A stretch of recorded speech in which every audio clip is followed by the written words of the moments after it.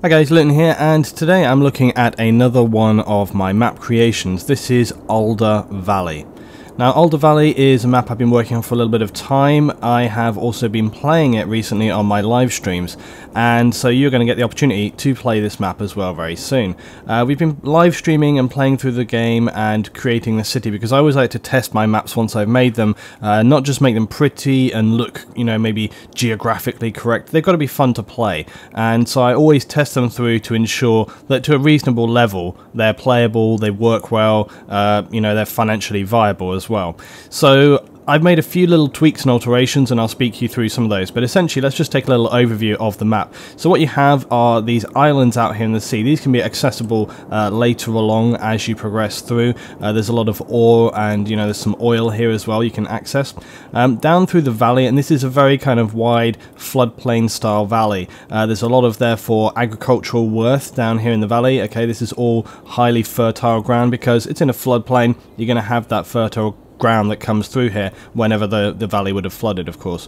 And then up through here we've got a ton of very strong forestry work, so you can create good forestry industry here, and this is the starting grid around here, so you know you can get straight into that forestry stuff. You can also get into agricultural straight away, so there's a lot of good options here. There's another, we'll look at as well the kind of resources and the you know, power sources as well as we go along here.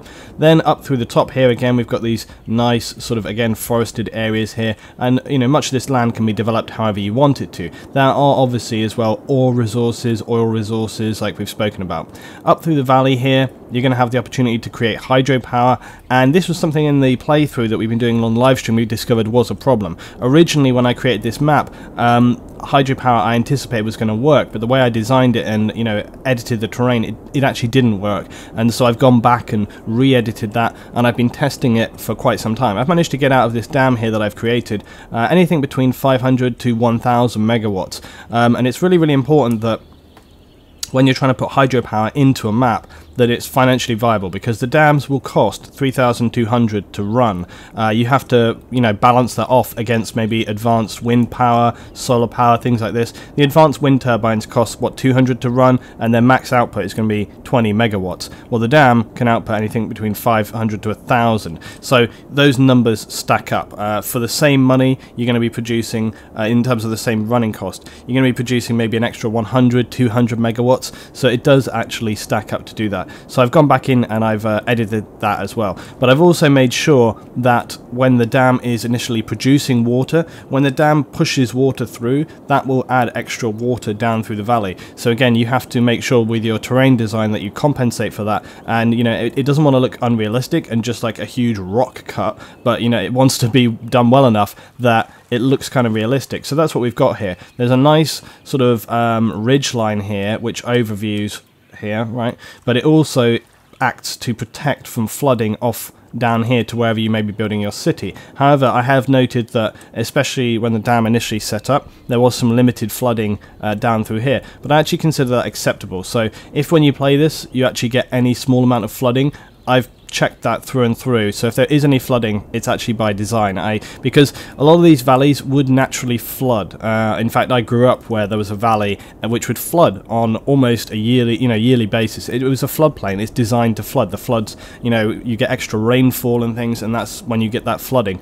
So there are some small areas here which will flood, and you know, that will affect your designs. If you create towns or industry there, then you may get some limited flooding. That's going to be an issue that you have to work around. But I actually like that. I like to have that kind of fluid situation, and you go, okay, this is actually not a suitable place to build, because that's what they have in real life. They have to build towns and industry around geography. It's, you know, if you get an area where there's flooding, it's not a good place to build housing, although let's be honest, in 2015 a lot of housing companies don't give a damn about that. They'll just, you know, if they can get the money, they'll just build it.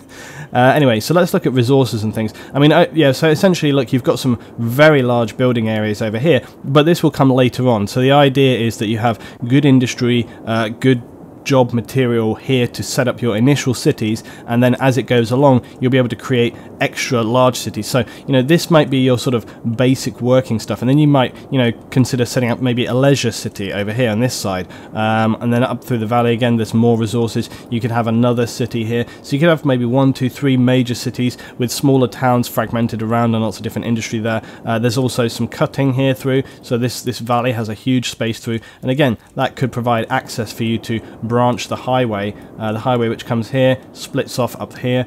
So you could bring the highway up and around and link it straight through to the other side, through to, you know, this connection. So there's a couple of different ways in which you could sort of bring resources in here. So yeah, there's a lot of different options available to you. Right, so let's take a look at the resources and so on. So first of all, I'm going to show you the wind resources. Also, the starting grid, as I say, I've actually unlocked all of this, but the starting grid essentially comes from here and it comes down sort of across the valley. It's this kind of area right around here, okay? So that's going to be your starting place. When we turn on the wind, now this wind area here is not actually in your starting grid, but it is adjacent to the starting grid. You can see that just along the shoreline here, you've got some basic level of wind power down towards the edge, and just this little, where this railway line comes, there is actually a stronger area of wind. So you can get some advanced wind power, you can get some basic wind power, and that'll start you off good. But then you might want to consider unlocking the adjacent tile here initially, so that you can then access this stronger wind base and create a really, you know, powerful wind farm with the advanced wind farm, with the advanced sort of turbine, which is going to power the city. Alternately, you might want to look at other resources and what you can do here. So this is, as you can see, the fertile grounds, and the fertile, and you've got ore up on the hill here, a little bit of oil. There's also, as we say, all the forestry stuff right here, but then up on the hills you've got the ore, so and there's even a little bit of oil on this side. So it depends how you want to play it. You might want to go sort of pushing the wind power, keep it on the agricultural side, keep it on the forestry side, or push out this way and, you know, deal with your power sources in other ways, go for the ore, go for the oil, or even maybe sort of make headway up through the valley here, you know, just build a very large city, push maybe office industries, you know, very, very power hungry, 24/7, get the leisure going on, and then sort of work on your hydropower as well. So there's a couple of different ways you can look at developing your map here. And then as you get later into the game, there's going to be other sources available to you. So again, we've got more oil and more ore down here on the islands, but they'll only be available later down the line once you've unlocked those tiles. Also, this hillside here has got a massive quantity of ore. So there's a very, very, you know, lucrative opportunity here for ore mining on this side. But again, that's going to be a couple of tiles away, and, you know, you still need to make that city financially viable and working before you get to that point. So you've got a couple of different ways of dealing with the initial city build, and then you have choices as to where you want to open things up. Do you want to go for just large leisure cities? Do you want to go for this ore stuff? Do you want to go industry? You know, there's a couple of different things available, and that's what I always want to do with the maps. You know, you shouldn't be constrained into being limited in terms of what you want to do. You want to have options and choices, so that, you know, if you play this through a second time, a third time, a fourth time, you can build different cities, you can go out in different ways, maybe go for smaller towns, maybe just go for one super city. There's a couple of different, you know, things there, and that's what I want to do with these things.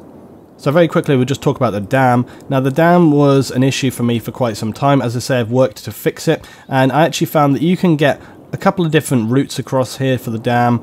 They work pretty good. You can come across from sort of here, so a little further forward. As you can see, this one is right on the borderline, but this one is producing a good quantity of power right now. As you can see, it's outputting about 570. It actually goes up over 600, so it's producing a good amount of power. I did actually build one as well, which I got up to 1,000, but they really varied. Either way, they're financially viable. You will be producing about 100 to 200 extra megawatts over what you would if you were just using the wind turbines, so it does end up being financially viable, especially in the later game when you need that extra big power boost when you have multiple cities on the go. And it also, as I say, it doesn't really impact the rest of the map in a really negative way. You don't end up having to flood an entire valley. It keeps it in a kind of realistic way, actually. And I also think that the way that the rivers are designed, I tried to design them so they don't look weirdly unnatural or just like they've been done to design for the dam, if you know what I mean. So yeah, it works overall over here. There is some other sort of cuttings here, but you know, you can experiment with those yourself.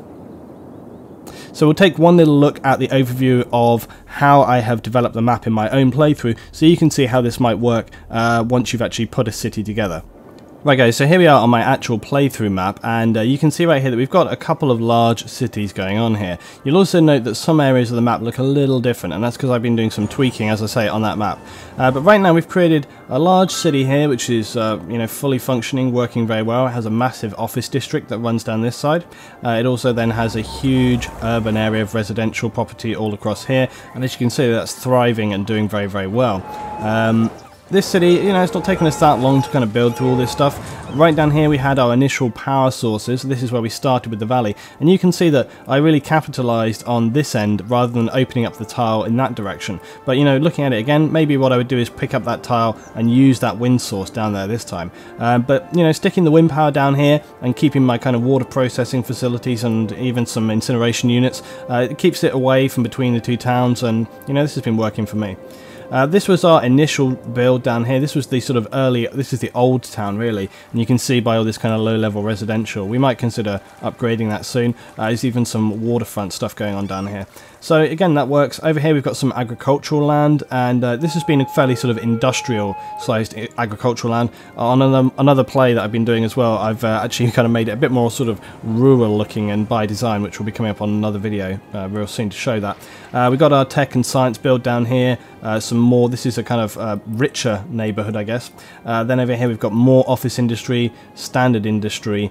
This is a worker town, and you can see it's kind of got a block feel to it. This is a kind of non-educated worker town for providing for industry and so on. And then up here we've got this sort of hillside community here, as well as a mining operation which is going on up in the hillside here. And this is obviously capitalizing on that ore. Again, we needed more power at this point because we tried and failed a couple of times to actually get, at this stage anyway, on this earlier build of the map, to get the hydropower working. And you can see, look, that the layout of the valley here is very, very different indeed. It doesn't have that extra second split for carrying water capacity. It doesn't have the width that the other river had, and some of the land design is a little different as well. Hydropower on this map is just completely unviable. On this one it didn't work, but that's why I've adapted it so that it now does work. But obviously on this one I had to compensate and find another source of power, and I wanted to keep it clean, so we've stuck with the wind power, and this farm up here is producing plenty of energy now. But obviously I cannot unlock this other tile and get another whole sort of system of wind power working, and that will really help us out. We also built over here, this is the beginnings of a forest industry. I've kept it fairly sort of small right now because we've been focusing more on the urban stuff, but again, that's the good choice you have. But this forest side could really expand right down this valley. We could have a huge industry happening here, and I'm probably going to do that, probably going to expand it in this direction. Also, we had a raised highway which goes all through the city, and that's been really good at sort of providing transport and sort of basically lifting off the strain from the ground streets, making sure that they're not so congested constantly. And we also had to put in another sort of second linkage here to because this was originally just a standard cross section, but we needed to relieve that roadside, so this now goes off here, and we've been creating these kind of roundabouts where we come into the intersections to come up onto the highway, and that's been working really, really good.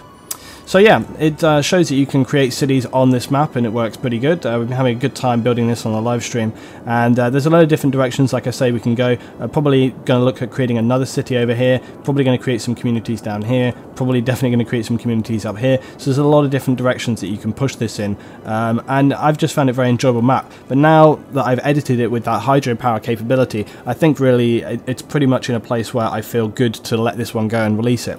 So this one's going to be available to you guys on the Steam Workshop again, like my previous map. I was really, really pleased on the previous map because Gorse Valley that I produced, that's been really, really popular. I've had so much good feedback about that. Ended up being the third most popular in the last 3 months map on the Steam Workshop, so that's really fantastic. So this one's going to be up there now, guys. The link will be down below. I hope you enjoy the map. Please leave me comments here. Please also leave comments on the Steam Workshop. Share it around to people you know. Let people enjoy it. And I have another map as well coming on the way after this one. In fact, I have a couple of maps coming up. So production is continuing, and I hope that you very much enjoyed the stuff that I've been putting together. Thanks guys, I'll see you next time for some more City Skylines map production.